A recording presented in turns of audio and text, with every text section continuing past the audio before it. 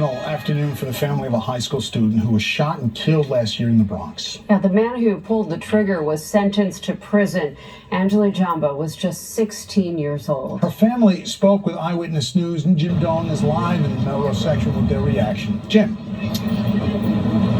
David, 18-year-old Jeremiah Ryan was sentenced to 15 years at least in prison today. He admits now to the murder of 16-year-old Angela Jumbo, who hoped someday to become a doctor, who hoped someday to give back to the Bronx community she grew up in. For her family today, there was no closure. There was no end to the heartache.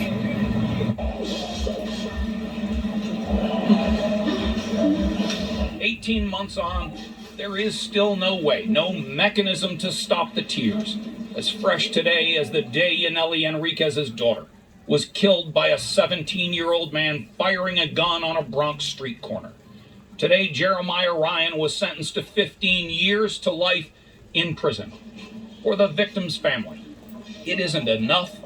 It isn't even close. My daughter, had a bright future. She wanted to be a doctor. She loved makeup. She was a very outspoken girl.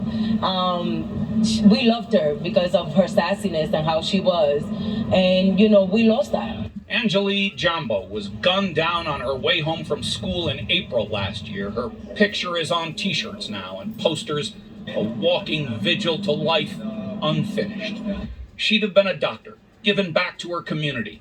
She had a family who adored her, and she is gone because someone she didn't even know picked up a gun. It's not worth it. You're going to throw away your life. Like Clark said, eventually you're going to get caught.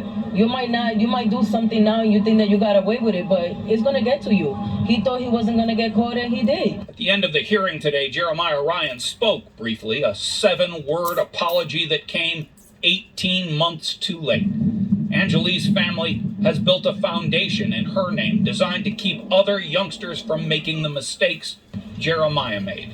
Hopefully we can divert them into a successful person. Is it about showing options? Definitely.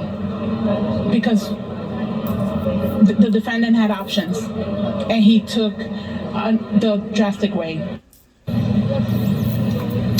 That is how her family is turning heartache into hope, but it doesn't diminish the heartache. Mr. Ryan's family was in court as well today. They did not talk with reporters.